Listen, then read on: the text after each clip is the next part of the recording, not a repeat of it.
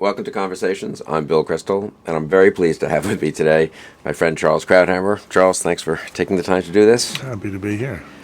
So we first met, I think, when I came to Washington in 1985. You'd been here a few years, and you had just written a terrific piece that became a very important piece on the Reagan Doctrine, I think, both explaining it and defending it. But I remember someone saying to me, but that Charles Krauthammer guy, he wrote that terrific piece, but he came here as a speechwriter for Walter Mondale. That's right. And people ask me, how do you go from Walter Mondale to Fox News? And the answer I give them and the answer I'll give you is I was young once. But I'm recovered from my youth. No, it's true. The Reagan Doctrine is an interesting thing. I remember we were sitting around, I was working at the New Republic in those days, which was sort of famously liberal, but had a pretty aggressive anti-Soviet hardline foreign policy side, which is what attracted me to it, and I did a lot of writing in foreign policy. And I remember saying in one of the editorial meetings, there's something very peculiar going on. For most of our lives, there were guerrilla movements around the world, and they were invariably national liberation, and they were communist or Soviet supported or Chinese supported, Vietnam, Cuba. I mean, that was the norm. And then I said, you know, there's an interesting counter-development now. We have anti-communist guerrillas in Nicaragua, Angola, Afghanistan. Of course, this was the Mujahideen, and we're backing it. I wonder what it means. And one of the people at the meeting said, well, you ought to write that. I wasn't actually thinking of doing it, so I put that together. And I basically came to the conclusion that what had happened, the Soviets had overextended their empire, and they were getting what the West had gotten with its overextended empire decades before, reaction. They got rebellion. They got resistance, and the Soviets were now beginning to feel it. And the genius of Reagan, although I don't think they had a plan in doing this, is he instinctively realized that one of the ways to go after the Soviets was indirect, and that is you go after their proxies, you go after their allies, you go after their clients, or even in Afghanistan, you go after them directly. So that's what I call the Reagan Doctrine. It was sort of the opposite of the Brezhnev Doctrine, which was whatever we control, we keep. And Reagan was saying, no, you don't. I want to come back, not let you get away that easily from your migration from Walter Mondale Democrat to a Reagan defender. But let's just stay on the Reagan issue. It's so interesting. So when did you have the feeling, you were there during those years, you were very involved, especially in foreign policy debates and writing and on television and everything. When did you have the sense, or did you have the sense in the beginning that Reagan was right? Was there a moment where you thought, A, he's generally right in his view of the world, but B, that it could actually succeed? I thought he was right just about from the beginning.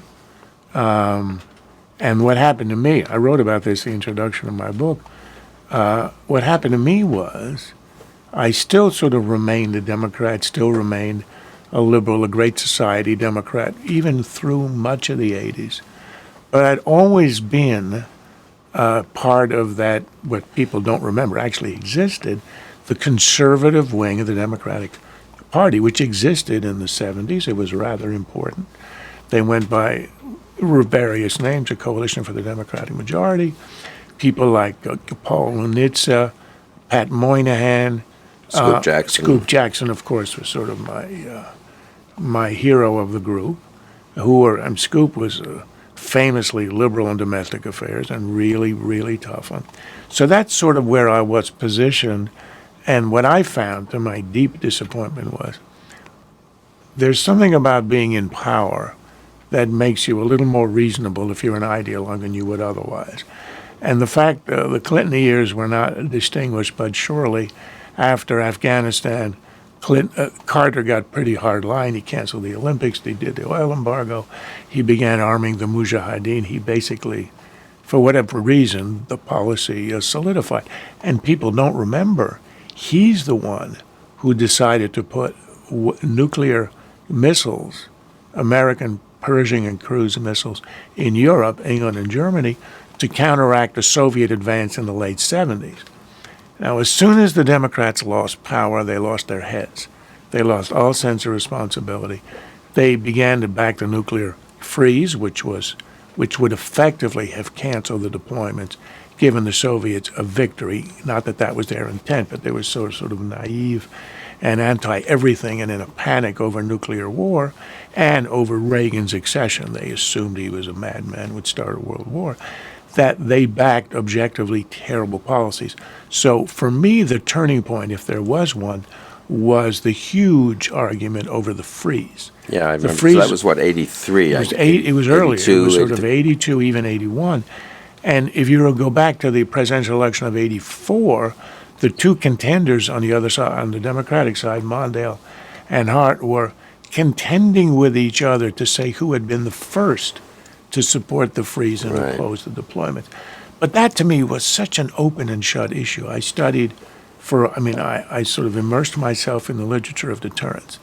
This was so slam dunk, what Reagan was doing, with the support of Thatcher, of course, and Helmut Kohl. I think he was the chancellor at the time, I think so. in Germany. The three of them stood up to huge demonstrations.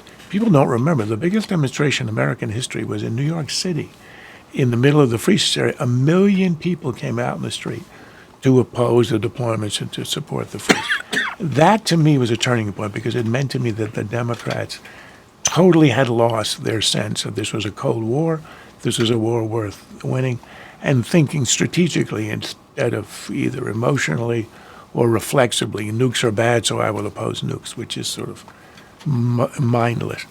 Beginning with the freeze, where I ended up very strongly on the side of Reagan.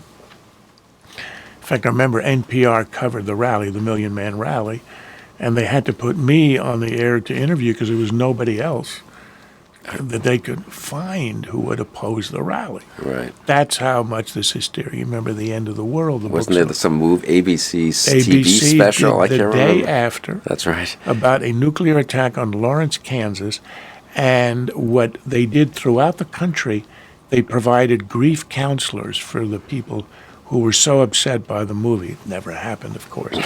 But I mean, it's to tell you how much the country lost its mind. And that, to me, was the beginning. And then on every strategic issue after that, opposing the Soviets in Central America, the Reagan Doctrine, the defense budget, hard line on disarmament, offering the zero option. It's a complicated issue. But essentially, it was Reagan saying, okay, we're going to put our missiles in Europe, and we offer you a deal. You take yours out of Eastern Europe, which is what started this, and we will remove ours, which eventually, it was considered by the left a fake offer, a phony offer, a way to deflect things. In fact, it was a serious offer, and in the end, about 6 years later, Soviets accepted it, and it was the abolition of a whole class of short-range nuclear missiles, which, incidentally, I would just add, Putin has now violated. The Russians, excuse me, Soviets are gone. They're not really gone. Right. The Russians are now redeploying them, and we have to think about a way to counter it. But that's the story of my change on foreign policy, and I refuse to accept responsibility. I mean, the cliche is I did not leave the Democrats. The party left me. That is true on foreign affairs. On domestic, I left them later on. But on consideration of how to deal with threats around the world, I don't think I really changed. It's the Democrats who sort of lost their heads in the early 80s, and I had nowhere to go.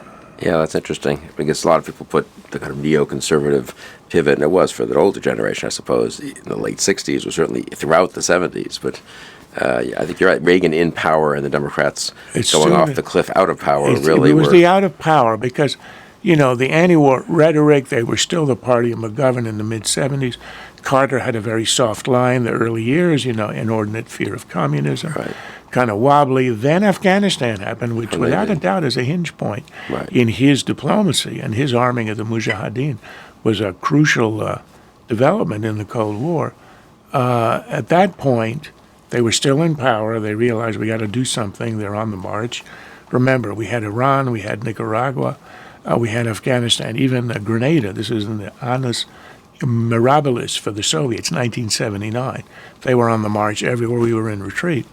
Carter sort of said, okay, we're going to stop them. But the minute they were out of power, they completely fell apart. And when did you have the sense, just to stick on the 80s, because so I got here in 85 and we got to know each other, and we were both, I was from domestic policy mostly, but we all had similar views, I think, on foreign policy. I certainly did not expect to win the Cold War. This is 10 years after what seemed to be the Soviets' peak in 1979. Reagan seems to have been the only person who actually thought that was possible. When did you realize that could be happening? I think you were a little earlier than most on that. No, I wasn't. No? I was the last one. Yeah, right. The day after the Berlin Wall came down, I thought, well, maybe this is going to happen. Right. No, I mean, that was the most unexpected event in our lifetimes. And I don't know one person of my acquaintance, because I didn't know Reagan personally, who thought that we would live to see the end of the Soviet Empire. Yeah. I assumed it was like the sun rising in the east. You get used to it, we live with it, we have to manage it. I don't think there is anybody who thought, we lived through a time of biblical wonder. The idea that the greatest empire, land empire on earth, would collapse without a shot fired Right. and just give up and disappear. Of course, Putin is a little upset about this. This explains a lot of what's going on a quarter of a century later. But that, to me, was the most unexpected event. And it was sort of shocking in the sense that we wake up one morning, literally Christmas Day 1991, Right. there is no Soviet Empire. I remember using the word biblical, because this stuff is not supposed to happen in your lifetime, in the absence of a world war, for example. But you're right, it is basically a decade between the apogee of the Soviet Empire and then their rapid disintegration. And the fact is, they did it, I mean, if you look back sort of historically in the very long view, it was a system that could not sustain itself in the end, had exhausted itself. In the early years, even systems that don't work can succeed on energy, mobilization, optimism, and force and repression. But there's a certain elan in these ideologies. But then, Hitlerism never had a chance to reach that stage.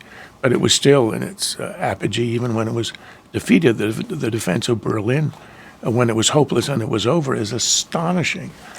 But with the Soviets, it was hollowed out because the elites knew that it was a fraud and a deception. There was nothing left to fight for. There wasn't a believer anywhere in the world. So they reached their apogee, in part because of the Vietnam defeatism on our part and withdrawal on the part of the West. So it was sort of a historical accident, and then they are so overstretched. The system is so sort of literally inhuman and illogical that it collapses sort of all at once. That none of us expected. I think the only person who did was Pat Moynihan. I remember him writing and arguing in the 80s because he took a softer line on the Soviets. Right. And I thought, here's our hero from the 70s. But he would argue that these guys are going to collapse. The CIA is overestimating their power. We just have to manage this. And he was right. Yeah. Though, authoritarian regimes can hang on a long time without the elan, if not pushed and challenged. And I think the Reagan defense build-up, the army of the freedom fighters around the world was so important. They were overstretched. Reagan understood it. He challenged them at the periphery. He challenged them on the arms race. He challenged them with Strategic Defense Initiative. He challenged them ideologically. Right, that was and you put all those together, and they realized the gig is up. Now, let's just stay on Reagan for a minute, since you met him, though, a few times, I think. I did. What was he like? It's such for younger people today, he's like, Franklin Roosevelt, or even, I don't know, Teddy Roosevelt is for us when you think about it. It's been quite a while since he was president. But. It is. And it is funny when you meet younger people. He is, to me, like FDR, the legendary president. He won the Second World War, Churchill. Yeah. I was asked to have lunch with him shortly after I wrote the Reagan Doctrine. I guess they got curious. Who is this young whippersnacker who is able to give us our own doctrine? People should just understand that this was not, Reagan was reelected. He was doing his foreign policy. There were fierce debates about it, but there wasn't actually, the phrase didn't exist, I believe, until your piece. It didn't exist. People were, were writing articles about, what's Reagan up to? But but not that much, really. It was more than just the phrase. Yeah. The idea, this idea that historically guerrilla movements are anti-Western. So that was the key. That was the key. And I just sort of, I noticed a kind of a pattern, and I was thinking about why this might be. And so I thought, this is what we're doing. And then I thought, well, whether or not, and I have to admit this, so I'll do it here. I wrote the Reagan Doctrine trying to push them into pursuing the Reagan Doctrine. Right. I wrote it as, well, this is already existing, and I think it did, but I don't know that they were conscious of it or they had this plan or anybody had said, hey, there's a change in human events here. The story of revolution is now a flip story, so let's pursue this. Reagan was doing what instinctively would make sense. The Soviets are in Nicaragua. They're supporting him, and there's a guerrilla movement. We're going to support it. Of course, Afghanistan started with Carter. There was Angola. There were other places. But so I wrote this with the intent of creating it. And Reagan never used the phrase. Oh, that's George Shultz did. And Kagan was his top aide, Robert Kagan. Right. Was his top aide and speechwriter. He was even younger than the rest of us. Right. And he would call me and say, this is an interesting idea. Schultz went around using the phrase because Schultz was a believer in the policy. And the idea of calling something a doctrine is that it sort of appeals to the people in charge, and it flatters them Coherence, a little bit. right. Yeah, coherence Grand, strategy. right. So I would think it would kind of trap them into wanting to continue it. So in a sense, it was advocacy as well as identification. Oh, that's But good. the interesting thing is, I had done this once before. I had created a concept in 1978 when I was a psychiatrist. I was doing research on manic depressive disease, how often it happens, who it happens to, sort of the epidemiology. But in my research, I came across these odd cases where people would become manic, the high part of manic depressive disease, without any psychological cause, but with certain diseases. And nobody had ever written about this. So I began to think maybe there's a form of manic depressive disease, just the upside, and caused by illness or drugs. So I collected all the cases I did. I gave it a name. I created the criteria for when you have it and when you don't. I published it in the Archives of General Psychiatry, and it lives to this day. Every year people report 15 or so cases of this thing. Wow. But it's the power of naming. It's like the Bible talking about you name the animals you control.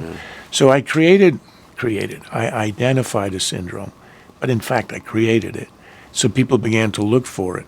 So I always had this idea that when you name something and you create it and you give it a coherence, a set of phenomena, well, then you sort of created the pressure to finding more cases and to perpetuating it. So this was my second creation.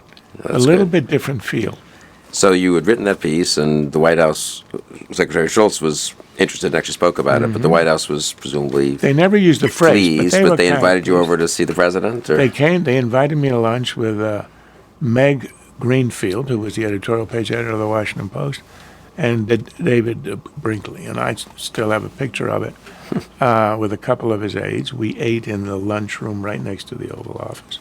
I'm sure you've eaten there often. Not often, but a couple of times. You know yeah. the room. And I remember, because I had never been that up close with him, so this is sort of 1985, and I decide this is a place where I want to probe him on Nicaragua, see where he's going. He deflects all of my questions, and finally I ask him once more, and he gives me a very long tale about staying in the guest house of the Marcoses, and in the middle of the night seeing there's a gigantic spider on the ceiling, and spending the rest of the night trying to figure out how to protect Nancy from him without waking her and scaring her. This took maybe 15 minutes. He told it very well. I mean, he was great. But at the end of that, I realized he's not going to tell me anything about anything. Right. And but the interesting thing is I took Meg, I drove her back to the Washington Post, and I said, the first thing I said to her in the car is, I don't get it. This is the most successful president of my lifetime. But he presents himself as a very simple man who's sort of out of it. What's going on? It took me years to realize that that's how he preferred to present himself. And it was really a function of his strength. He had no need to show himself to be smart. He knew he had no need to tell me anything about, he didn't even care or know who I was. You know, a reporter, a writer for the Post and for Time magazine. And he just wanted to tell stories, deflect me, and charm me. And it was part of his persona that he was so self-possessed, so sort of sure of who he was, that he never had to show himself to be the smartest guy in the room, which is sort of an affliction of presidents and contenders and senators and a lot of journalists too, as I know very well myself. And that was his great strength. There was a Saturday Night Live skit once that showed him playing really dumb in the Oval Office. Remember, then as soon as the press leaves, he gives 18 orders in a row, bum, bum, bum, bum, bum, to his staff. I mean, like an Eisenhower sharp general. Then the press returns and he plays the bumbling old man. And that's what I realized was his great strength. He didn't have to show anybody anything. And he played dumb. There was one experience in my life that reminded me of that. I occasionally would hang out with my dad, who was a real estate developer in Montreal. I'd go to after school and I'd hang out in his office. I was once in his office and he's negotiating with two guys over a land deal somewhere, and I'm thinking to myself, you can't let them talk to you that way, or, where is the rebuttal? And he goes through the whole thing. So when it's over, I said, Dad, why didn't you just respond in this way? And he said, no, I prefer that they think that I'm rather simple. It gives me a huge advantage. And in fact, the deal we worked out is extremely favorable. He was so self-possessed. That's why I couldn't be a businessman. I said to him, just sort of personal pride, I would have jumped all over these morons. He said, yeah, that's why you're not going to be a businessman. And that was genius, Reagan's genius also. So that impressed me, is that there was no need to impress. I saw him at a couple of other dinners, spent some time with him. It was always the same.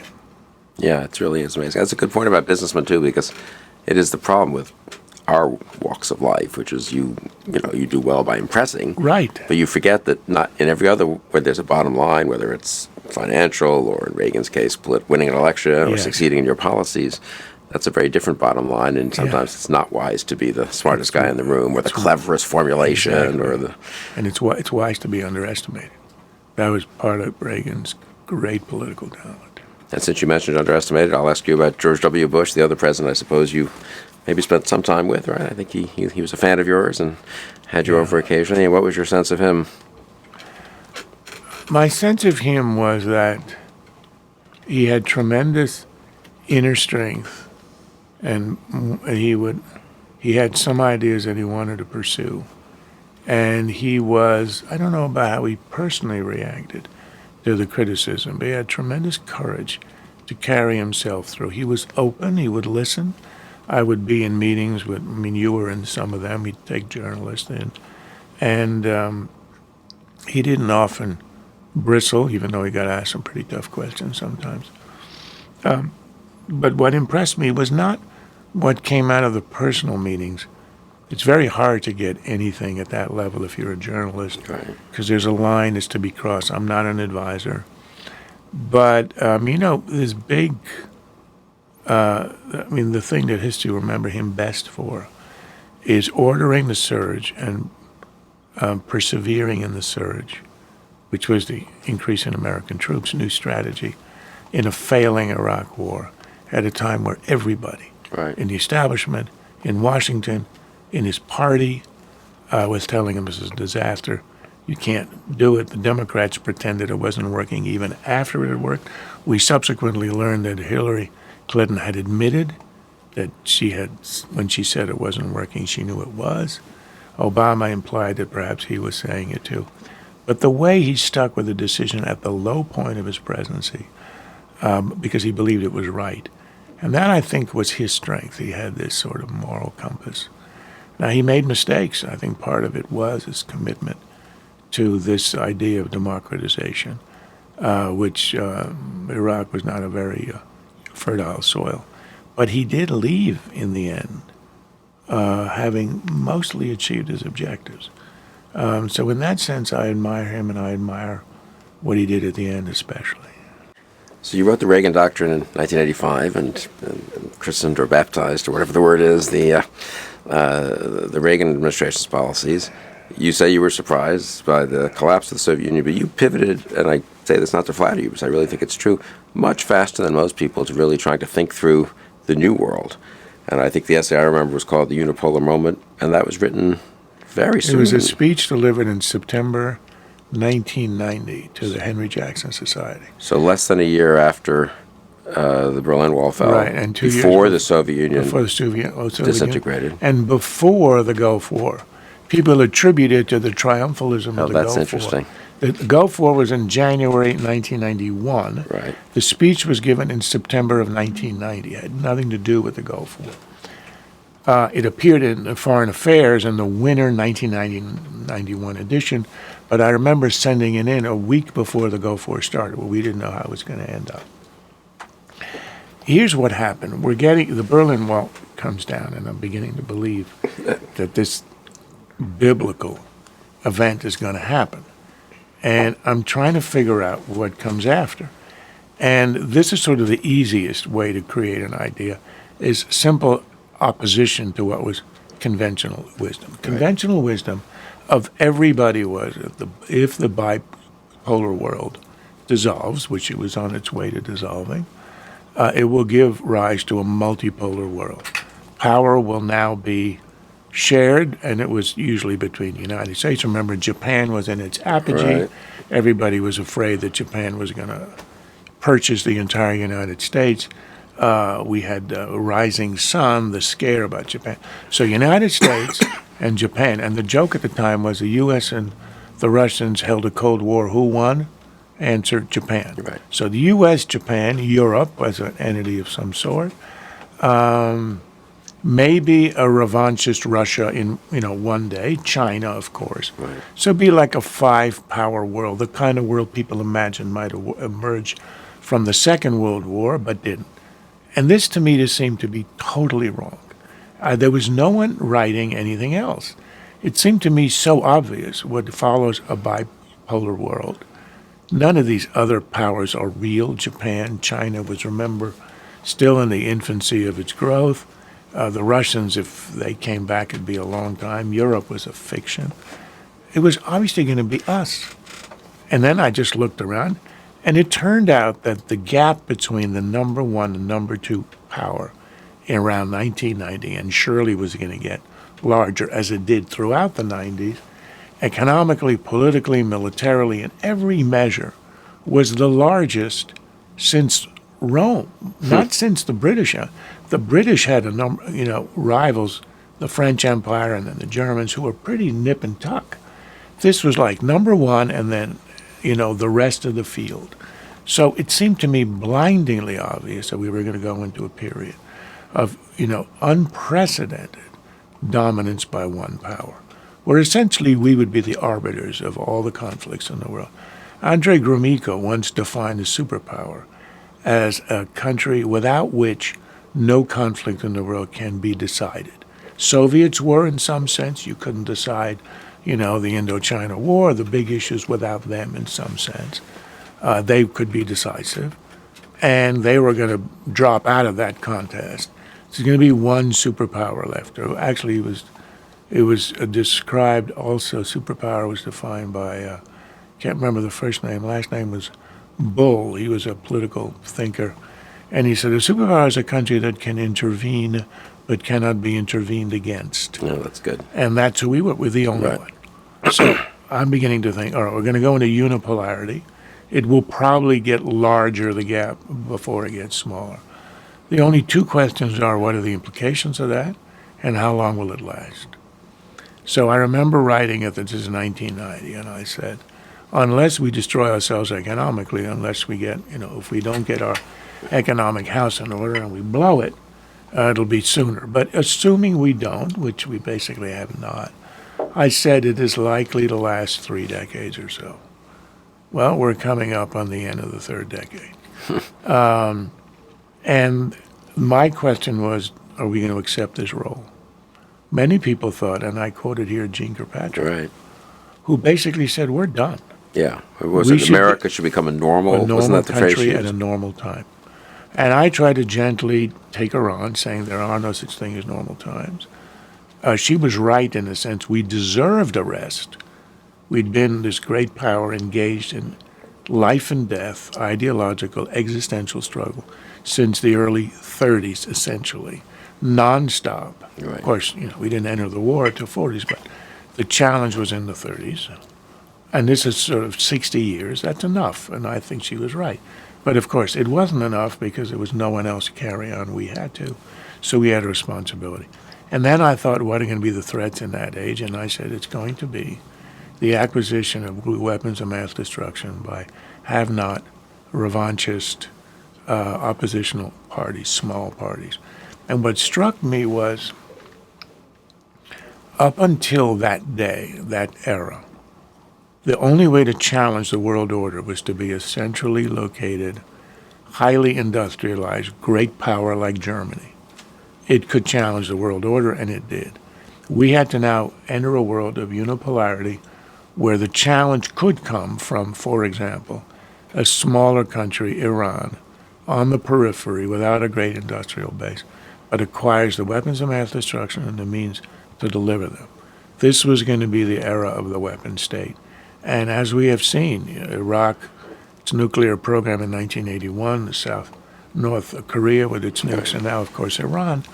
This is the great threat of our time. We don't have any way, we haven't conceptualized other than a non-proliferation treaty, which is now being utterly shredded, how we're going to deal with it. That's the challenge. But the unipolarity, the dominance of the U.S. was obvious to me, and over time it became pretty clear. I was hoping for longer than 30. I just don't know. It depends if we can survive the current administration. They've been accelerating the end of unipolarity. Yeah, well, they wanted to, I think. They do, right. Yeah.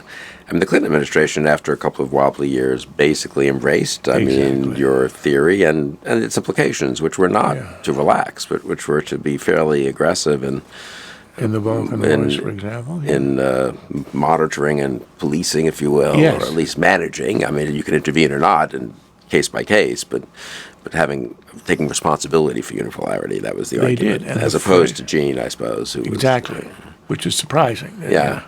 But in the Clinton administration, used the phrase "the indispensable nation." I guess that's right. That, it's not too aggressive, it's indispensable, but it really means is we're the arbiter, and that means you accept, and you maybe not be happy with, but you accept the responsibility of being the unipolar power, and you do what you have to do. I guess the biggest event, maybe I'm wrong, but I would say after the fall of the Berlin Wall, that was in our adult lifetimes in Washington, probably September 11th, 2001. I can't remember now. You subsequently called it a holiday from history, or was that actually I associate that phrase with you. Maybe you're quoting someone else. I don't know, but I can't remember. But I don't remember when I thought it was not It was not on September 11th. I wrote a column on that day, and the fury I felt everybody else did would have obscured any calm. Right. Sort of. Were you as startled by it as some people, or you had been more worried, as you just said, about terrorism and that was the coming threat. Yes, but I didn't expect it would come in that form. But it is interesting how history sort of neatly categorizes itself. The 30s, the 20s, they all mean something. This was a decade, Yeah. The fall of the Soviet Union was, I believe, the day after Christmas, 1991. Here's September 11, 2001. You have a very clear decade. And it was a holiday from history because you could start with, in a sense, it's an allusion to the Fukuyama piece. I mean, his idea was it was the end of ideological history, and that so clearly had the liberal democratic experiment exemplified by the U.S. triumphed. There would be no challenges, and well, there have been a few, and they're certainly on the march, the challenges right now. But we did have that sense in the 1990s because we were utterly invulnerable. Yeah. There was no great power anywhere near us. We had basically the whole West behind us. We had no challenges anywhere else. The Russians were trying to figure out. They were a friendly power in those days. They were a mess, but they were relatively friendly. The Chinese were still weak and peripheral. But we got to imagine that peace and prosperity come with the air we breathe. And that's always a mistake, because those are the essence of the Unipolar article that I wrote in 1990 was, We're going to come to believe that it comes with the air we breathe. Right. But you have to understand that every period of peace is an act of will by some great power or powers exerting order on the world. It is not the absence of the use of power. It has to be an order imposed, and that was going to be our role. We don't like it. We don't deserve it, but we have to do it. Who keeps open the sea lanes, for example? The world of trade, the world prosperity, the incredible lifting of people out of poverty. It's a result of the U.S. Navy. Simple. You got to have a Navy, and it keeps things open. But nobody sort of appreciates that because peace appears to be an absence of some. You know, the famous definition of peace by Ambrose Bierce, the Devil's Dictionary, peace, noun. A period of cheating between wars. Yeah, right. And that's basically what we didn't understand. And that's the reason that holiday from history, we got used to the fact that this was the way it is. September 11th happens, and we realize there's been no abolition of evil. There's been no abolition of this animosity to the West. And again, you historically, the last 500 years, you're bred to accept that kind of thing coming from a great power. Pearl Harbor, you need an imperial Japan. Right. Operation Barbarossa, the invasion of Russia, you needed, a massive Third Reich. For it to come from a bunch of guys in loincloths in a cave, we didn't expect, but it's because of the nature. That wasn't the weapons of mass destruction. But the power that is multiplied by new technology allows smaller players, peripheral players, even non-state players, which we did not expect, to pose a major challenge. And the Bush administration, I think, reacted and sort of beat back and contained that challenge, and I think it's fair to say, had it on the run, not entirely, but in a fairly effective way. With Iraq went badly, but then he surged in Iraq. Afghanistan could have been better, but it wasn't a breeding ground of terror, at least, or they weren't exporting terror under Bush. Other parts of the world, one has the sense that being a jihadist was not a terribly promising occupation. Not a good career. Even Iran stopped its nuclear program for a couple of years. A better career. What's that, accounting? Accounting, yeah. Jihadism. Look. But then we got tired. Yeah. Well. Or what? Yeah, then what? There was just... No, I don't know that we got tired, but we elected a president who found the country to be fatigued. And this was the perfect opportunity to impose his view of the world, which is of America being non-exceptional, America not having the mandate of heaven, America having forfeited, if it ever had the moral authority, to be the arbiter of the world, which is what we were, and thus a man who ordered a retreat. So he took advantage of a certain weariness. The country was ready but for I him. think the country would have rallied if he had asked it to, don't you think? Of course. He exaggerated the weariness to make... He also did not run on, I'm non-exceptional, I'm going to, we're going to allow all these things to happen without us. But the country was ready for it, and it's what Rahm Emanuel said, a crisis is a terrible thing to waste. He was able to pass a $830 billion stimulus, which is inconceivable at any other time, the largest spending bill in galactic history, on a country that was ready to do anything because it was in financial crisis. So in that sense, he found a country really world-weary, war-weary, and he decided he was going to do the no more wars, as if we're the ones who decide when wars end, where it takes two parties. No, but I will give Bush the credit. After 9/11, there was no conceptualization of this whole struggle. They had to make it up right away. Interrogation, Guantanamo, information, projection of power. How do you do it against a non-state actor? What do you do with Pakistan? Well, Colin Powell went to Pakistan, and he said, you're going to do X, Y, and Z, or we're going to bomb you back to the Stone Age. That was a pretty convincing argument, and they cooperated. The problem that we had is we were very good at toppling regimes, and we can do it at very low cost, relatively speaking. But the real problem, and I don't even think anybody has a good answer, what do you do when the smoke clears? And we try to democratize places that it turns out, are not easily democratized, or even so we decided, well, now all we really want to do is to pacify them. And I think in Iraq we had some success. Yeah. Obama himself, on the day he I think he ordered the retreat, the evacuation of Iraq, or perhaps on the day the last troops left, said we are leaving behind but a strong and stable Iraq, Right. which in fact it was. And then, of course, in the absence of any American influence, it fell apart. Now, you gave the talk, another very well-known talk with a very evocative title, which became an article in the Weekly Standard in this case, Decline is a Choice. And that was early also. So that was early in Obama's first year, I think. Yeah, Obama's first year. 09, yeah. The end of 2000. I don't know if he was a Nobel laureate yet, but it was pretty close. It was only 10 months, 11 months into his presidency, but it was very clear that what his objective was. We were too big a power. See, I do a distinction between Clinton's sort of wobbliness, as you called it, and Obama's retreat. With the Clinton, and it was not a Vietnam syndrome thing on the Clinton part, their wobbliness. It was a sense that power corrupts. We'd gotten a little bit too big, too strong, so we blunder into Vietnam, we do these things. And we don't want to be, so he signs 100 treaties to sort of the Gulliver strings to restrain the U.S. Right. But he didn't do it because he thought that we don't deserve our position or we're not a force for good.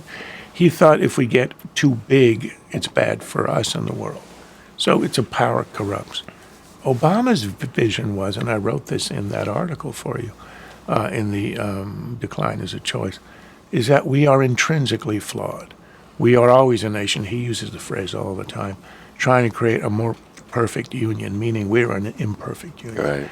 And the imperfections is what he hones in on and what moves him. So for him, it wasn't that we'd gotten too big, that power itself is the problem.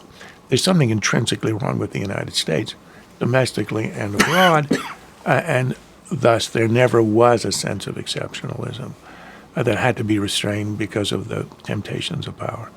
So my feeling was, and here we were in a new age, beginning of the second decade of the century, war-weary, the Bush administration being in a sense repudiated by the elections of 06 and 08. A new president going around the world basically, if not apologizing, confessing our sins, offering open hands to our enemies, and basically wanting America diminished, come home America. It's McGovernism warned over. And to my mind, this was being called by many observers. This is where conventional wisdom makes me so crazy that I'm impelled to write the opposite. America's in decline. Right. Right. This was the theme. We're a country in decline, so we have to match our resources with our status. I think that's what Walter Lippmann called solvency in foreign policy. You become insolvent when you overstretch. So here we are in decline. The economy's a mess. Spirit is gone. We've overstretched. We misread our strategic interests. So we are in decline, and this is the policy that fits. And my point was, this is preposterous. We are still the unipolar power. There is nothing intrinsic in our condition that dictates American decline. Decline is a choice. You can choose to decline. You can choose to say the mantle of responsibility of history was given to us after the Second World War and once again at the end of the Cold War, which we did not really want. To use the phrase of Adlai Stevenson, may this cup pass from my lips. Actually, I think Jesus is the one who said it. You never know who the originator of any quote really is. So we never wanted it, but we're stuck with it. And Obama's the one who came and said, we don't really want it. But it was a choice and not a Britain after the Second World War had no choice about decline. It was spent, bankrupt. 2 world wars, utterly exhausted. Within 10 years, the empire was gone. We are not there at all. We're still at the apogee, relatively speaking, and far ahead of any number 2 power. It's a choice, and this is the wrong choice. And how much, though, once you start down that path, how easy is it to reverse? I mean, Very hard. Yeah, that's what. It's not irreversible, though. Reagan shows you. Right. Carter's last year shows you. He began to increase the defense budget. I mean, it can be done, but that's why the election of 2016 is so important. I mean, we're not at a point where we can't come back. It's easy to rebuild the defense budget, relatively speaking. Right. You build up a lot of weapons, there's a delay in time, so you're behind a little bit. You got to rearm at the beginning of the Second World War. We were a mess. We did not have a lot of success in places because our army and our armaments were so depleted. But it takes a while. But America has the industrial capacity to do whatever it wants. So in that sense, that's reparable. The harder to repair is the sense of American strength, the inherent deterrent power of knowing who we are, what we might do, regaining the respect of our allies, and the confidence of our allies, and regaining the respect of our adversaries. That takes time, and it takes a kind of demonstration. You think of Margaret Thatcher. Her moment was the Falklands. Who would have expected that? Right. But she did something improbable, half crazy, succeeded, and it restored the power of Britain. Not that she became, all of a sudden a great industrial power, a great military power, but it was will. You show will, then people listen to you. That's what it will take. And so there's a big choice coming up whether to continue, I guess, on the path of decline. And that's going to be a test of the country. Yeah. I really think so. Although I can't even imagine that, say, Hillary Clinton, were she elected, would continue the Obama policy. I don't know where she stands on anything. I don't know if she does. But you go by her husband's administration and by the mood of the country, except for the hard left, people do not like where we are in the world. Right. They have a sense that this is not the America they love, and there's something about our taking responsibility. We know one of the prides of being an American, you're for a country that's liberated more people on more continents over 100 years than any in the history of the world. That's a source of pride. There was a line in one of the World War II histories I read. Imagine that you're a family being liberated in Europe at the end of the war, I don't know, in Hungary and elsewhere. What army would you like to know is coming to liberate you? And it's unanimous. Everybody, even the Nazis, would get on a little airplane, fly to the American lines and surrender the Americans. Even, everybody knows that we are exceptional in that sense. And they don't like the fact that we're being made unexceptional by a president who doesn't particularly believe we're exceptional. And I suppose just looking around the world, the effects of American withdrawal and retreat, which I think were somewhat masked in 2012, I've always thought that was one reason President Obama sort of skated by to re-election. He wasn't, Iraq wasn't yet, ISIS wasn't yet, controlling a third or a quarter of Iraq, and Syria was bloody, but not yet this unbelievable catastrophe, and Putin hadn't invaded Ukraine. This last couple of years, as we speak, in 2015, it's really... Well, that's the horror that I felt in 2009, because I knew they would know the result of this would not be immediate. But clearly he was setting the premise for what he had already done the reset button with Russia, which to me was such an obvious mistake. And I remember the phrase that Obama used when he spoke about this, and he said, we're going to reset relations which have cooled over the last few years, as if there was sort of an even-handed cooling. The cooling was because they invaded Georgia. That's the reason they cooled, but he made it imply that we were somehow responsible. And then, the early signs, the cancellation of the missile agreement with the Poles and the Czechs, without even telling our allies, and canceling it as a way of clearly knuckling under to the demands of the Russians, clearly putting back in place the fate and the status of Eastern Europe, which everybody had assumed had been settled the end of the Cold War. So it was the beginning of the unraveling. And you could see that happening. And of course, it took the 4 or 5 years, and now we are right in the middle of the consequence of the decisions taken in 2009, the signals and the policy adopted, which is essentially one of retreat and withdrawal without either understanding or caring that as nature abhors a vacuum, so does geopolitics. And the Russians would come in, the Iranians would come in, the jihadists would come in, and they've come in. We've certainly given a shot in the arm to radical Islam and to jihadism in a way that I think was almost unimaginable 5 or 6 years ago, when they did seem to be in retreat. They had their ideology and they were trying to propagate it, but one doesn't have the impression that they were having great success. And now they're in Libya, they're in Mali, they're in Nigeria, they're in the Sinai, for God's sake. European kids are traveling to Syria to fight. No, but I'm somewhat optimistic here, because these things are very fragile. and these sort of eschatological movements. Yeah. And there were a lot of them in the Middle Ages. There were a lot of sort of extreme apocalyptic Christian sects. In fact, there's a great history of it written by Norman Cohen, In the Pursuit of the Millennium. And they would pop up every 20 years. They would take over a city. They'd go pretty nuts. They would proclaim the second, and they get crushed.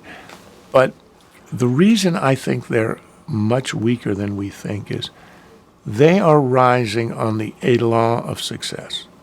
Same way, of course, Nazism did. You keep conquering. People think, well, you are the future. It's not just that you acquiesce to be on the right side of history, but you believe, some of there's, again, the mandate of heaven.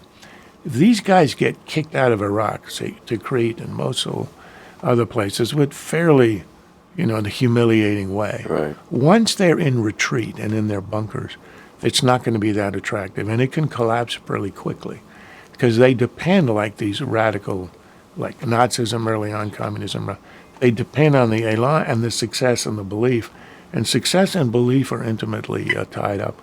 They can be thrown back. And how about here at home? I actually agree with you that a little strength on our part, it wouldn't be that much even, and some sort of dramatic defeats for the jihadists would go a long way to slowing down and reversing the recruitment and the momentum they look to have. But what about here at home? I mean, you've always been less pessimistic, I would say, than a lot of people who are conservatives about American culture. You've not been so alarmed as some about, the decline of the West and collapse of everything, and it was so much better in the good old days. I think you've had a pretty hard-headed view of the good old days weren't so great, and, the country has a lot of strength. But what about on the American side? Because that really is the key, I guess, right? I mean, are we up to doing what they were up to doing in 1948 or in 1981 or even in 2001, really? I think so. I think what it needs is leadership. Country's ready. So you're not too worried about the culture and I worry all the obvious, problems? We may not get the leadership, and then we Right. keep going where we're going. But, we've had the turnarounds with Reagan. There was a period when, what was Jean-Francois Revel's book, How Democracies Perish? Yeah, right. It was a big bestseller. Everybody was weeping in their soup and gnashing of teeth, rending of clothing. I think I looked that up. I may be wrong. I think that came out. It might have come out after early 80s. Yes, I was going to say, one Because I thinks of think it as a 70s phenomenon. I think of it as 70s. But it shows how you're right. strong that momentum was, That's actually. very true, that Reagan it was still already carried president, and people still thought that. I think he'd only done Grenada, which wasn't exactly Right. the greatest success, or whatever it was. No, and there was a retreat from Lebanon. I mean, rocky early days. Again, these things take 5 years. You do the hard line on the missile defense. We were still on the defensive. And the marches were in the streets in London, in Germany, Right. in the U.S. You still had that. There was great resistance. There was a very big overhang. But, that's true. But there was a sense of American decline that was running right through the 70s.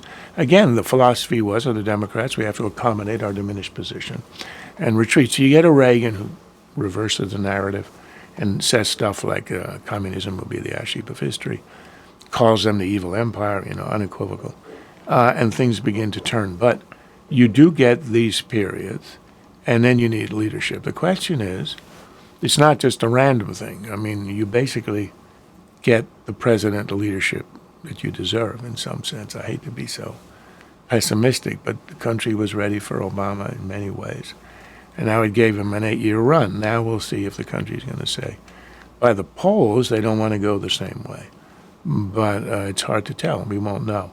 The country will determine that. But, I mean, it does take someone to simply articulate.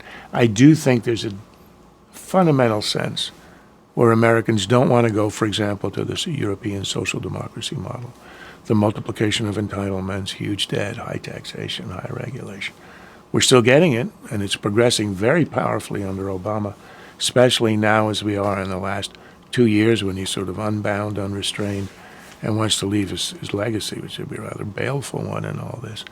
But much of this can be reversed, and it requires that the country decide one way or the other. I do think the 2016 election could be a fundamental one in American history.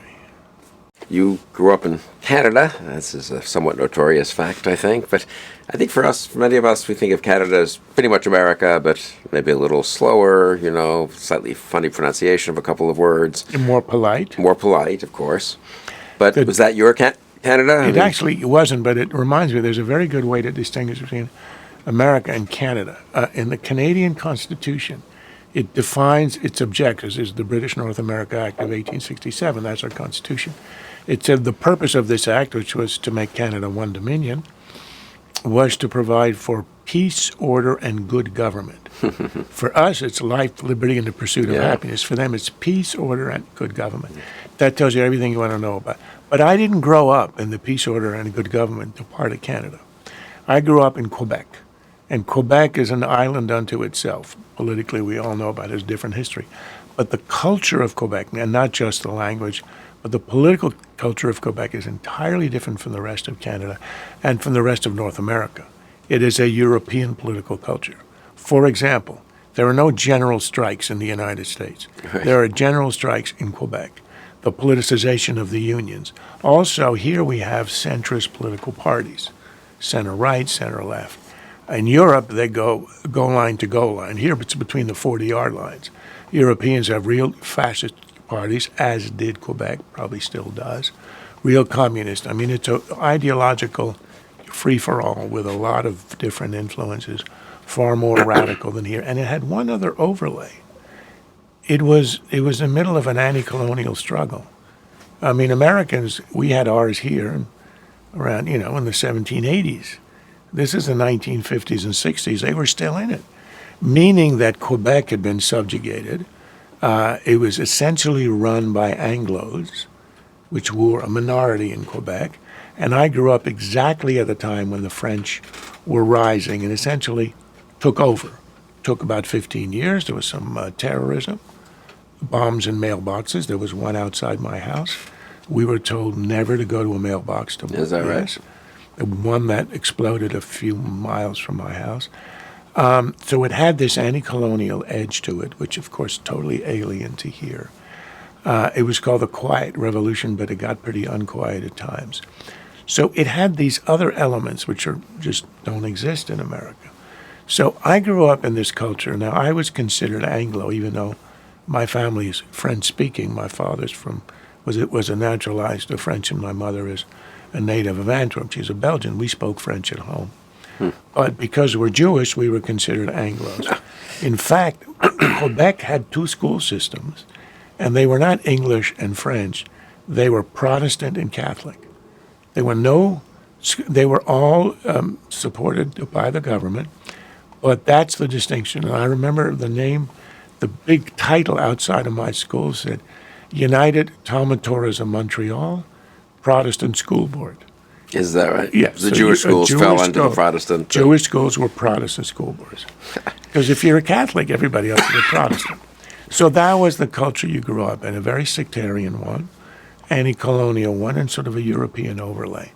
And this had an interesting effect on me politically, which was, when I was in college in the 60s, here the big issue was the Vietnam War. It wasn't an issue in Canada, of course, that was not involved in the war.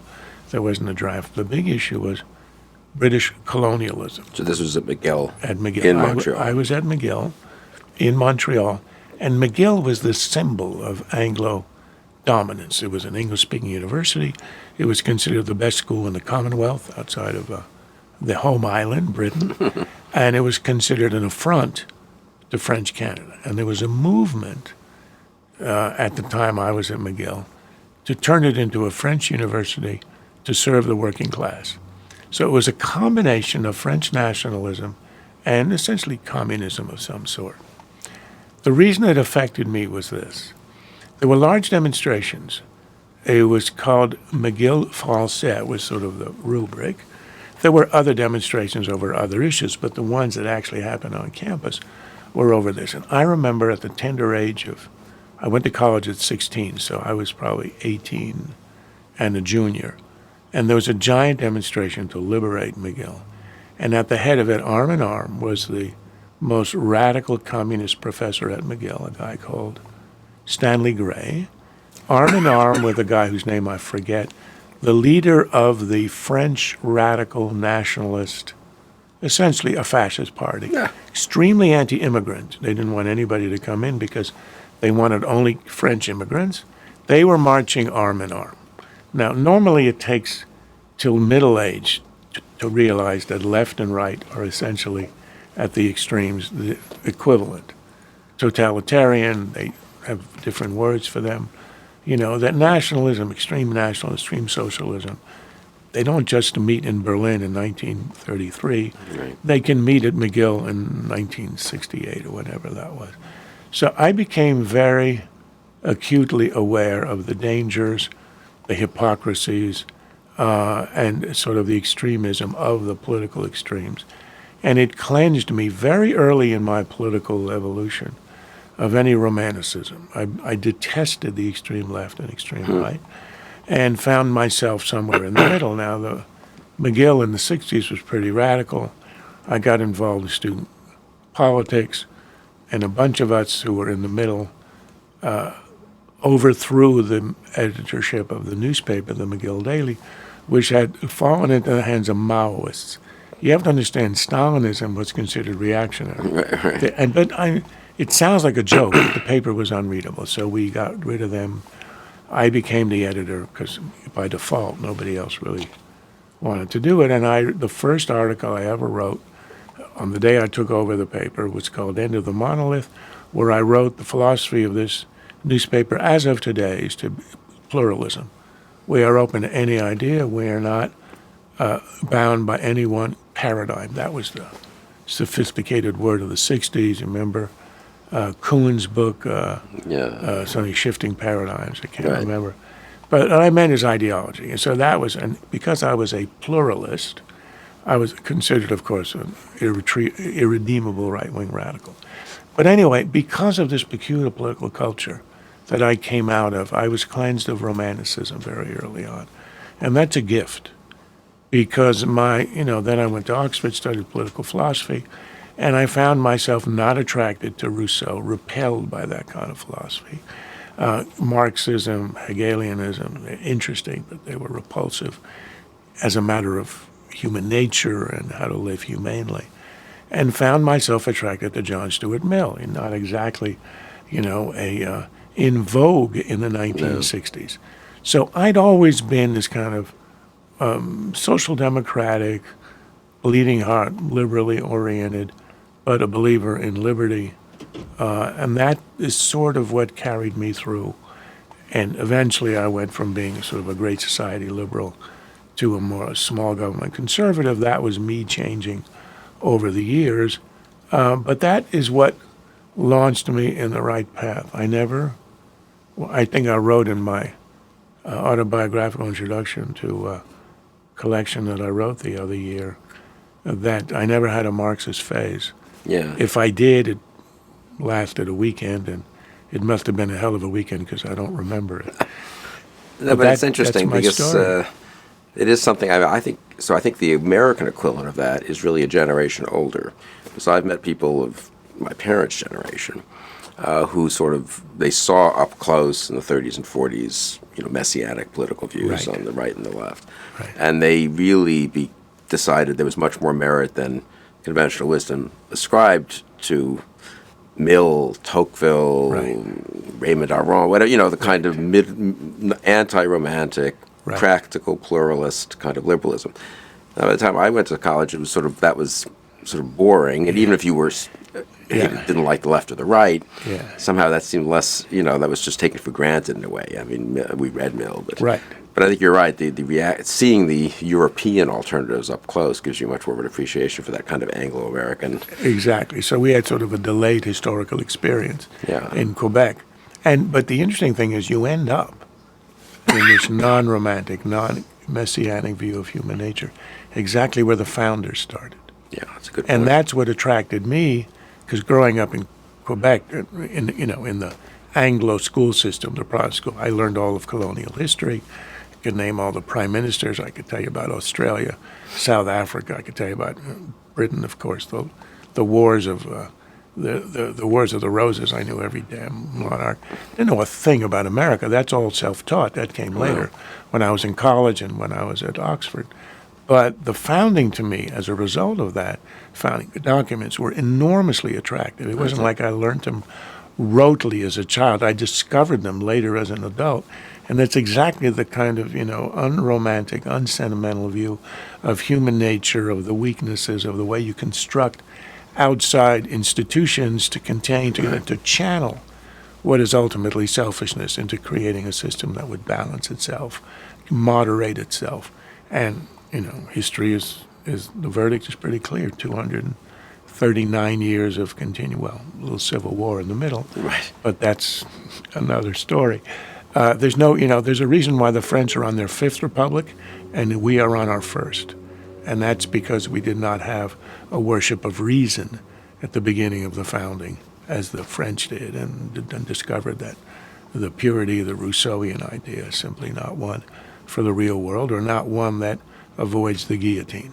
Well, and even the Civil War, one could say there was a kind of romanticism that took over the South in the 40s, Yes. 1840s and 50s that contributed to the kind of extremism and defenses. I mean, slavery was always going to be a huge problem, Right. a hugely difficult thing to remove, but I think it became, Right.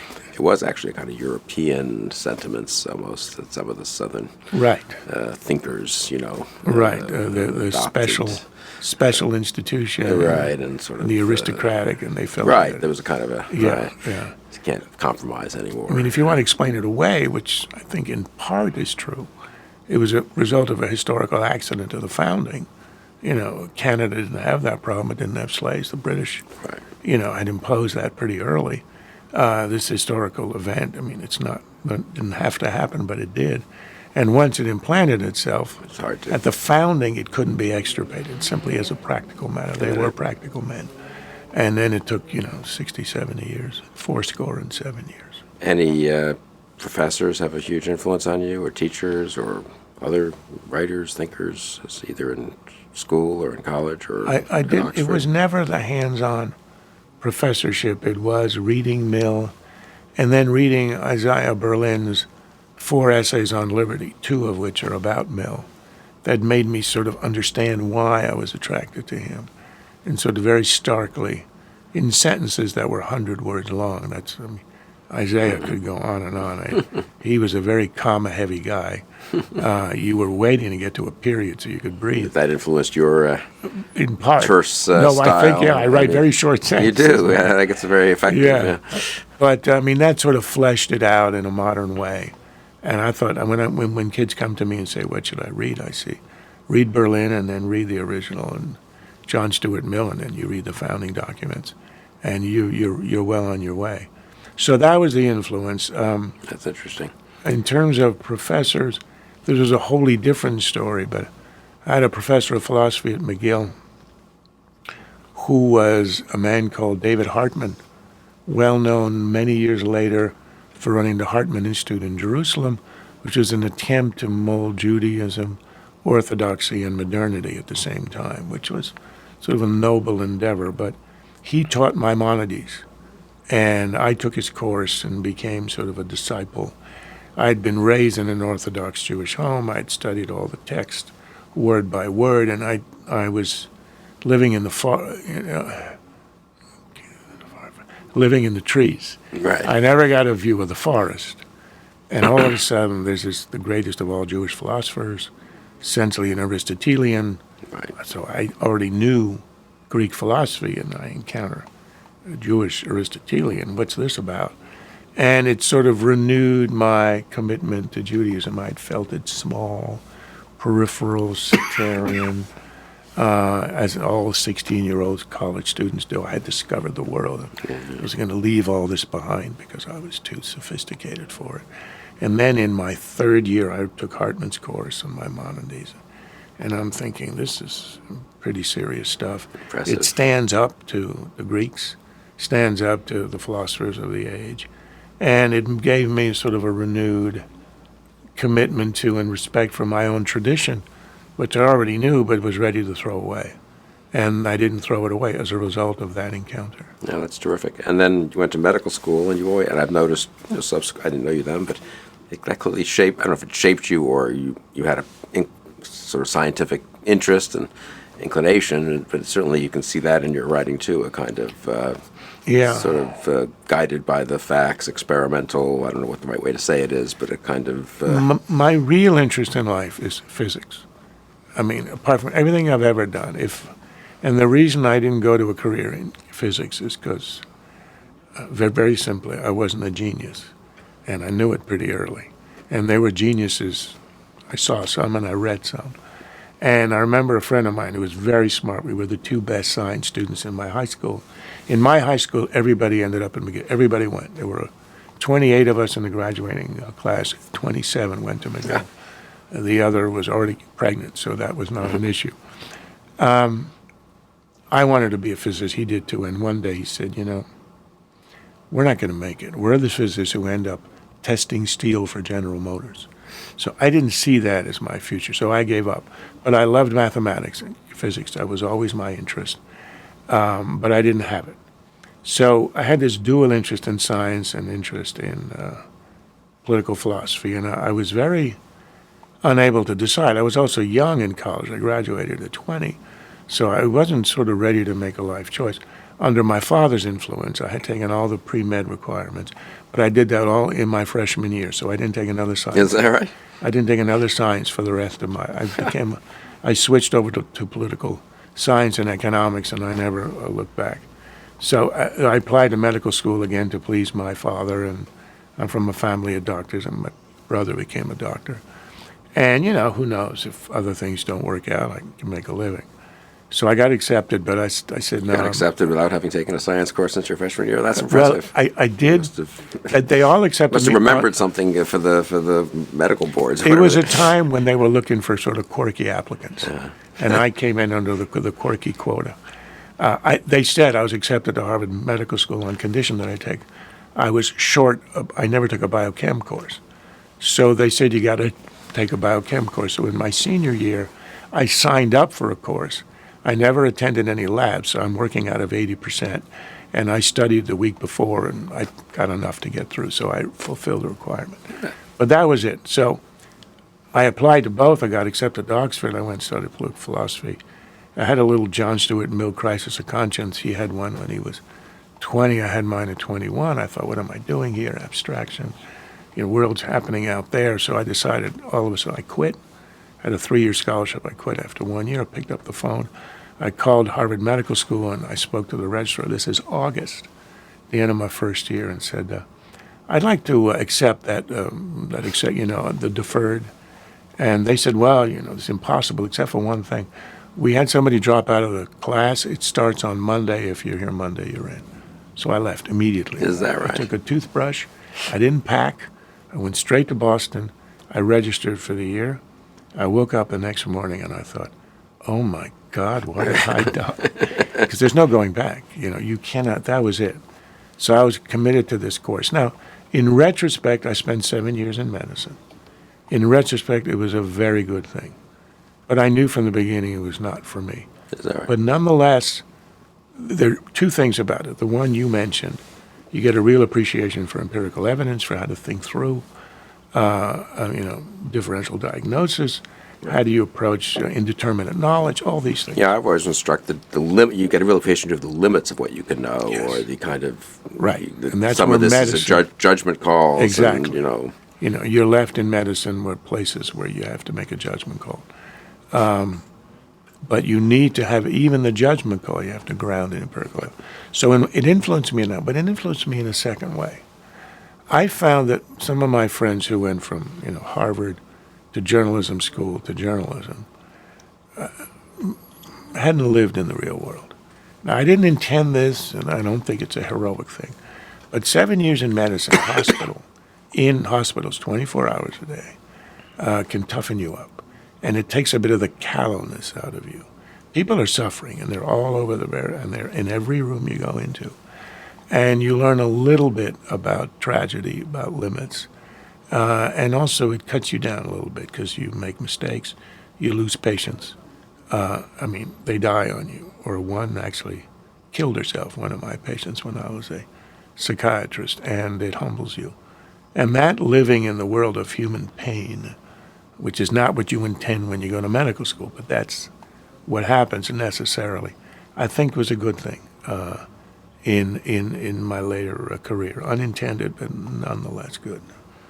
And psychiatry, you were what kind of psychiatrist were you? I mean, Freud were people still Freudians then? I've sort of lost track of when that started to One day I need to fade write. from. Somebody needs to write the history of the two great sort of psychological, intellectual derangements of the 20th century, Marxism and Freudianism. Right. The degree to which people believed in one, 60 million dead in the Soviet Union, uncounted suffering all over the world, 100 years practically, 70 years in the Soviet Union, but I mean the legacy, and that people believed in it. I mean, right now it's sort of, Right. it's like studying Etruscan, it's sort of, you have to get into the mindset to even believe that they believed it, except in English departments of the major universities, but outside of there, it's a joke. Freudianism had the same history. I don't quite remember it because I wasn't an adult in the 50s, but at its apogee in the 50s, I mean, it not only was considered something you had to do at the higher circles, but it influenced. You see it in film, in literature, in fiction. I mean, it was sort of so pervasive, and now it is gone, totally gone. Yeah, it's amazing. It leaves some residue in the language, things like unconscious, or the idea that you have to let out your emotions in kind of a bastardized way. But those are just ordinary psychological concepts. But the whole architecture, the hydraulic theory of the person, which is, of the three parts, Right. all that stuff was religion. Yeah. Now, I thought it was ridiculous from the day I Is that right? I was never a Freudian, and I tried to avoid it as best I could. So when I chose to go into psychiatry. I had to choose the residency programs in Boston, which is where Harvard Medical School was. And I chose the least Freudian of them all, which is the Massachusetts General Hospital, which is very biologically oriented and did very interesting stuff. Shock therapy, it revived it by doing it in a totally new way with unbelievably successful results, very narrowly defined. There's sort of two ways, the whole revolution in psychiatric, what's called nosology, which is diagnosis, the DSM, the Diagnostic Statistical Manual. The whole idea, if you look at the first and the second, which were written in the middle of the 20th century, and I think the last one in the early 60s, they're all Freudian. The neuroses, the word neurosis disappears by the third. And I actually helped to work on the depression section of the third, which was a break from the Freudian idea. So it was just beginning to cut loose. I was at a cutting edge in a place where it was very unimportant. But I've always been impressed by how a culture could be taken in by this sort of idea and then within 30 years utterly discarded. It's another way that I've sort of come to see the danger of the romance, of the attachment, of the... It's really a rebellion against certainty. I would go in a room where psychiatrists would be discussing a patient in Freudian terms, and it was just astonishing to me, as if they had a formula which was made up totally. It was interesting. I think Freud won the Nobel Literature Prize, but he wouldn't have won anything in science because it was a confection, it was a construction. So I was never seduced by it, and I'm glad I wasn't. And Freud and Marx, I guess, both were really it was the glorification of theory, and then applying that. In Exactly. Marx's case, brutally. In Freud's case, it could be brutal in individual instances. Right. To the evidence and to the individuals, That's rather exactly than right. learning, so to speak, from the bottom up. So it is, again, that Anglo sort of American practical tradition. And one you're of the talking reasons about. for the death of Freudianism is there was a movement at the time I was there to actually go back and investigate the actual cases. Right. Because Freud pretended to be a scientist. He had these patients, he gathered the evidence, and this is what the theory Right. did. It was never that. If you go back to the cases, there are all these distortions. You see what you want to see, you ignore what you want to ignore. The theory, you can tell, predated the evidence, and they made the evidence fit. And that's the reason that in the end, I mean, it's really emperor's new clothes. You can make yourself believe this is going on. But in the end, truth will out. That's what it did with Marx and economics in particular, sociology. How do you run a humane society that can sustain itself and believe in itself? You can't with Marxism. And with Freudianism, it doesn't. In the end, it collapses intellectually, and you can force it for a long time. But in the end, and then the coup de grace was government health insurance. In the end, what killed it was they couldn't produce real empirical evidence that it did anything superior to a placebo. Now, if you can't with a pill, the government is not going to put the pill on the list of pills it will pay you back for. Yeah. Medicare will cover. So I remember when I left Boston at the end of my residency to come down to Washington, I was working in the bureaucracy, working on the DSM-3, which is the new. I was working in the psychiatric department at the Department of Health and Human Services to try to work on the new manual. A friend of mine said, "Hey, you're going to Washington. You're going to be a federal employee?" I said, "Yeah." He said, "You can get the big tune-up." At the time, they would pay for you to be analyzed. Oh, is that right? Yeah, they don't anymore. The minute they stopped doing it, nobody got analyzed. I said, "I don't need a tune-up. I'm well-oiled." The idea of being analyzed was sort of anathema to me. But one does, it's hard for people, I mean, we're old enough not to have gone through it, but to have known adults older than us who Exactly. were, this was religion. It was a religion in a sense. They were enthralled by it. And enthralled by it.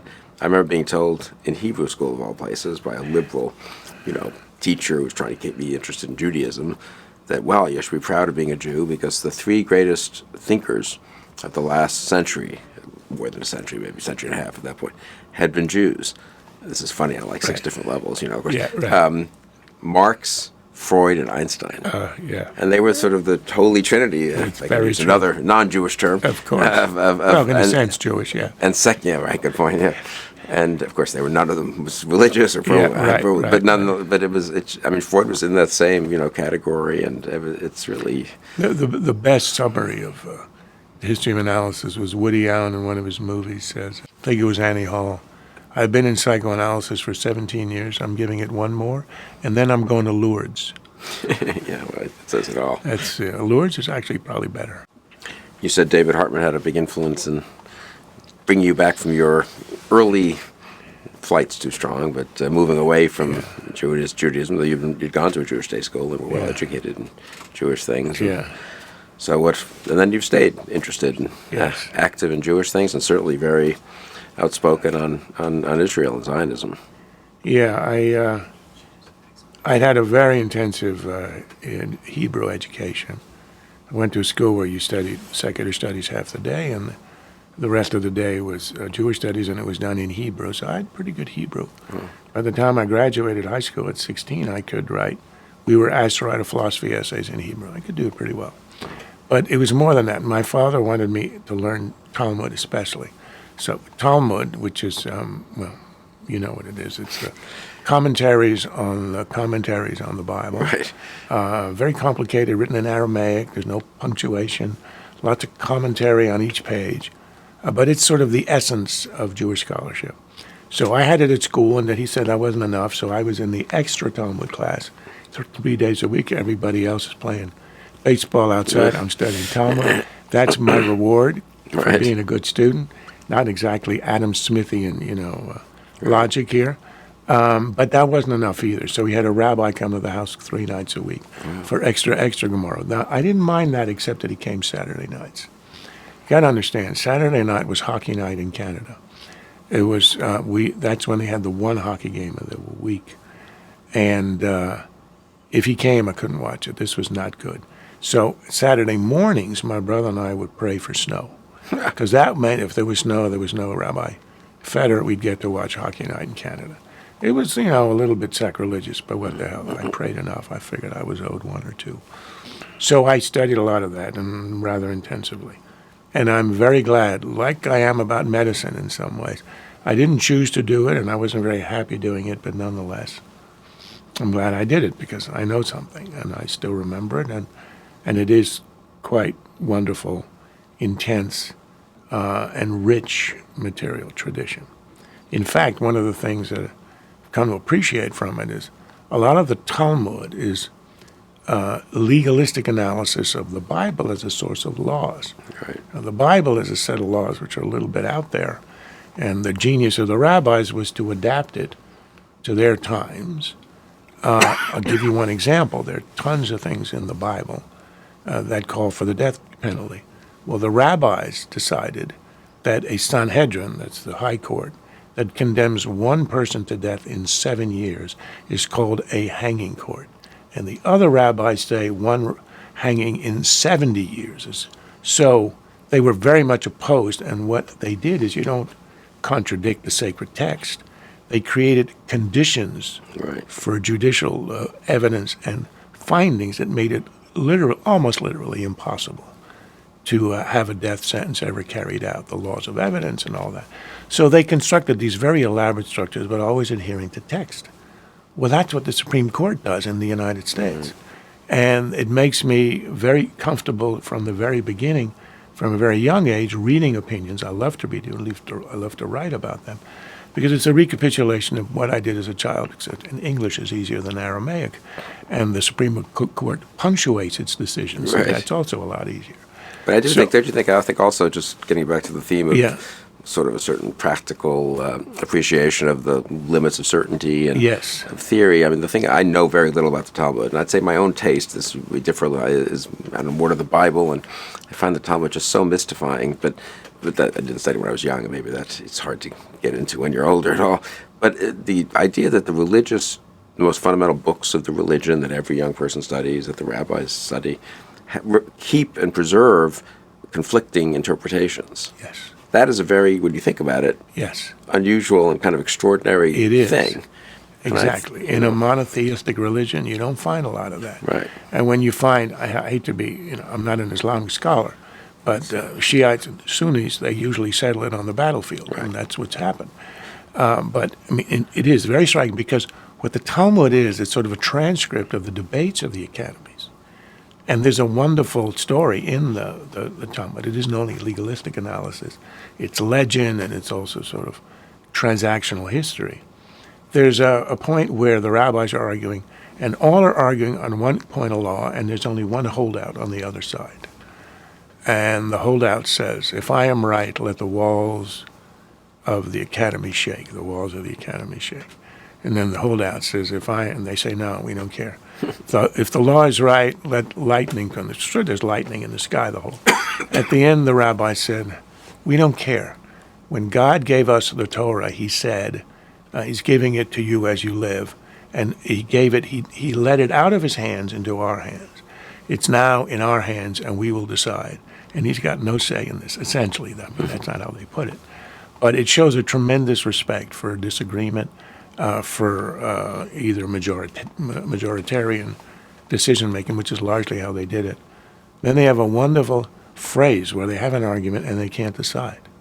And there's a locution in the Talmud. It's 4 letters. It's an acronym called, not an acronym, it's an acronym for teku.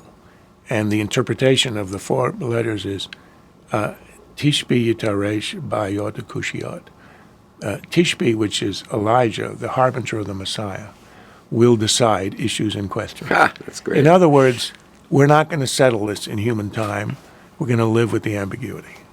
Yeah, it's really the kind of anti-fundamentalism of It is. Judaism. It's a leavening, and it's also an understanding that ancient texts, I guess, I don't know if they had the modern view, but they probably didn't think in these terms, but I'll impose it on them anyway.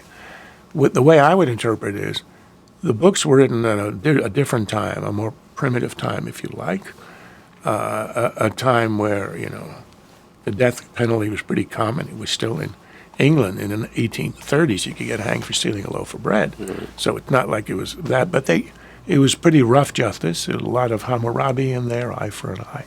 So the rabbis read an eye for an eye. They immediately interpret it as the price of an eye for an eye, meaning that you pay, a compensation or a fine, but not have your eye removed. So what they were doing was taking a text that, if read totally literally, was sort of unlivable. And in fact, there was a faction in the Jewish history called the Karaites, who refused to accept the rabbinic authority, did not accept what was called the oral law, meaning the interpretation in the academies, and lived entirely by the letter of the Talmud.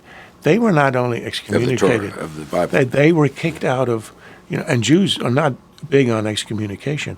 They declared the Karaites non-Jews. They were never accepted as Jews. They were actually sort of tossed out of the community of Israel, even though they were adherents to and they lived on for 2,000 years. Yeah. Especially in the Baltic states. I think there still are Karaite Yeah. communities. There's a house somewhere in Jerusalem. I've walked past it in the old city. Karaite. That's a Karaite, I don't know, academy or something. Yeah, a little bit, you might say a little bit anachronistic. Right, right. Anyway, so Israel, I mean, when did that become central to your interests? I mean, what do you remember? From the beginning of my consciousness. Yeah, growing up in the 1950s and 60s, this was the hope. And this was an unequivocal, it's hard for us to remember now, but in general culture, apart from Jewish culture, it was considered a wonderful thing. Think about how Americans celebrated the movie Exodus, came out in the early 60s, I think, and how they saw Israel as a fellow democracy, sort of intrinsic support for it.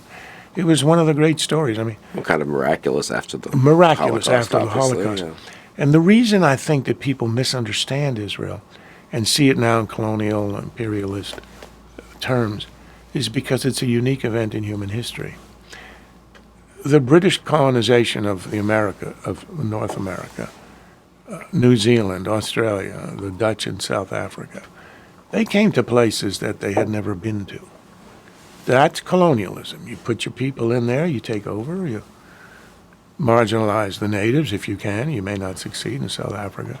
That's colonialism. So they see the Jews arriving in what's called Palestine. And that's the paradigm, only one they understand. They can't put their heads around the fact that this is a people returning to their home, that they never gave up title to, they never gave up their longing for. It was repeated in their rituals 3 times a day. It wasn't like once a year, let's remember the homeland. Right. This is sort of part of it. They're waiting for redemption, unable to redeem themselves. Continual habitation, uninterrupted in the 2,000 years of exile. And what happened was other people moved into parts of the house while they were away. So the obvious solution is you divide it, and that's sort of what Zionism has returned to and it was prepared to do. The partition plans that the British had in the 1930s were accepted by the Jews, rejected by the Arabs. The partition plan and the founding of Israel by the UN, 1948, the Jews accepted it, the Arabs rejected it. They launched a war to exterminate the Jews. They failed. This is just the force of arms that allowed Israel to survive. But that's the story. But because nobody can believe, I mean, every other people exiled in ancient times disappears. We can't even read the Etruscan language. And Carthage was reduced, sown with salt. You don't hear any Carthaginians arising saying, I'm a Carthaginian and I want to do this and that. I remember a Palestinian leader saying that he was a Jebusite. These are the people who preceded the Jews, which is a farce. There are none. The story is in history, when you get exiled, you disappear, you get absorbed. That's the story throughout all of human history, including the 10 tribes of Israel. It's even a story of the Jews. Half of the majority of the Jewish state, there were 2 states at the time, was exiled in 586, 722 BC, and they disappeared into Assyria, were never seen. Everybody is always looking for the 10 tribes, because they assume if the Jews have survived the Judean occupation in 586, they're still so. Do you know when Lewis and Clark were sent west, they were sent to Benjamin Rush in Philadelphia so that they could learn certain things. And among the things that Rush was supposed to instruct them, this is in Jefferson's own hand, was the habits and the language of the ancient Israelites, thinking that the Indians could be the 10 lost tribes. Wow. So the point I want to make is nobody can understand. And I think a greater miracle than the creation of Israel, which is a state succeeding a previous state 2,000 years later, which has never happened, is the revival of the Hebrew language. Yeah, it's amazing. There's never been a revival of a dead language. I hate to use the word, but that's the colloquial. Latin and Greek, ancient Greek, nobody speaks it. And the idea that you could recreate Barbara Tuchman, the historian, Guns of August historian, said Israel, the Jews are the only people in Israel who live in the same land, worship the same God, and speak the same language as they did 3,000 years ago. Nobody else can say that. And that even, Chinese or Japanese can't. This is the most amazing phenomenon. And that's why when people want to, excoriate it for its depredations. They have to go to the fundamental point. It's a return. And that's what the Jews have been longing for, and they were able to, in a miracle, to pull it off against tremendous odds. And for you, so that was from the beginning. It wasn't like the '67 war woke you up or something like that. Or No, I mean, all of us would put our little coins in the box at school, and once a year we'd get a book, a coloring book, and you'd get little stamps. And the stamp, you'd buy a stamp for half $1 or 25 cents. It was pre-inflation. And you'd put a stamp in your picture book that was trees. And when all the trees had leaves, the leaves you stuck in with your little stamps, you'd send it off to Israel. They'd plant a tree in your name. There must be a lot of Krauthammer trees out there. I haven't seen one of them. right. It was sort of part of our lives. And for my parents, who'd come from Europe, survived the war, they were not in the Holocaust, and the families did rather well. There were very few losses, unlike most families. It was not driven by Holocaust. It was just, my father was a Zionist before the Second World War. Oh, that's interesting. When the Second World War broke out, September 1, 1939, my father was attending a Zionist convention in Geneva. So when people say it's a compensation for the Holocaust, they know nothing. Right. It began in the 1850s. It was always there, but as a political movement, a revival of Hebrew, revival of nationalism, and then going back to the land, it's at least 100 years before. So it was always in my family. My father was a religious Zionist. It was always part of our lives, and it was always considered a wonder and a blessing to be living in a time, because there were 100 generations in between where there was a Jewish state. And I know, that's why I was surprised. It's been so important to your life, both Judaism and Israel, and then I pick up Politico, or I go online and read, I think it was Politico, was it, I don't know, just a few years ago, and there's a big headline, Krauthammer, I don't believe in God. I don't believe in God. Ellipsis. ... Right. Yeah, I had to, that was fairly bold. It was fairly bold. A lot of stuff on Twitter. Krauthammer is an atheist. I knew it. That explains a lot, Right. Mondale, all these things he's done in the past. Look, I called the guy and said, you can't really put a headline like that, because you know what the second half of the sentence was. The sentence, I said, he asked me, well, are you religious? I said, I don't believe in God, but I fear him greatly. I said, without the other half, you really haven't sort of given the essence, is that I'm sort of uncertain. I believe in uncertainty, and I surely have uncertainty about theism. It would be like saying, Churchill, democracy is the worst form of government, close quote. You got to add, except for all the others. Right. So the point I was trying to make is I'm not a sort of a traditional theist.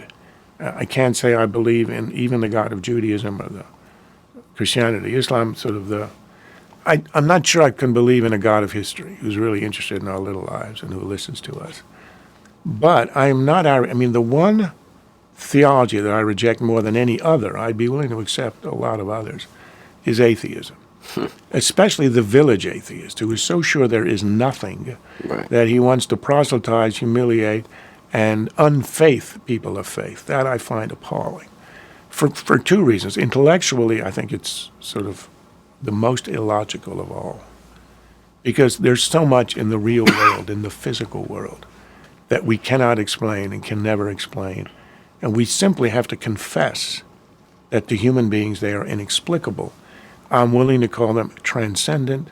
I have no idea what they are, but I fear it. In other words, people who say the universe has always existed, what does that mean? Yeah. It violates every principle of our own logic, causation. You look at the atoms at the table, at the seats we're sitting on right now. Well, they predate, all of history. They go back to the Big Bang. So you're going to tell me that this sort of spontaneously happens?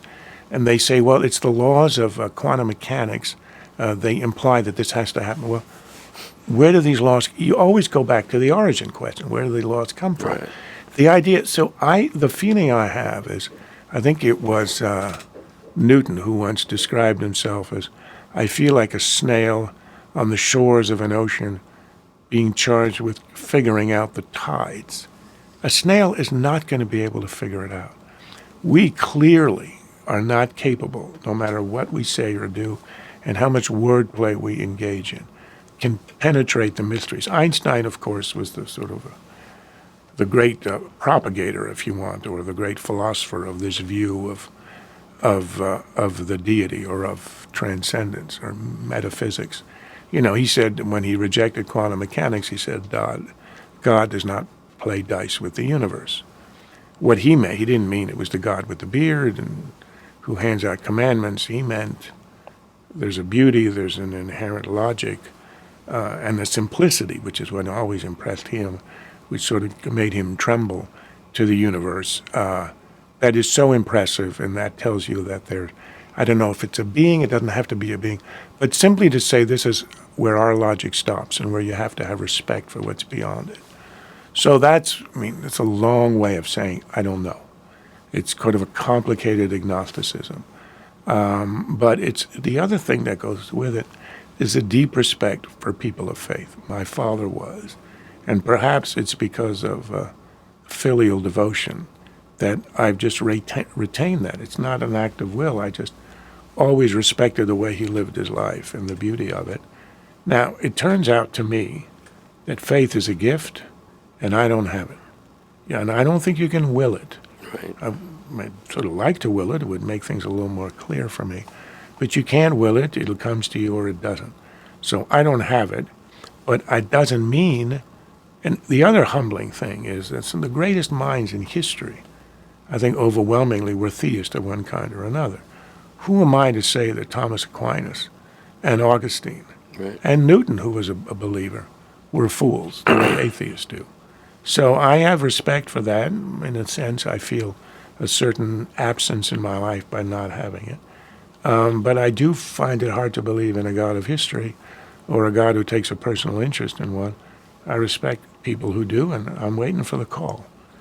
My line is always open. Or maybe I'm thinking of it the wrong way. I should call him.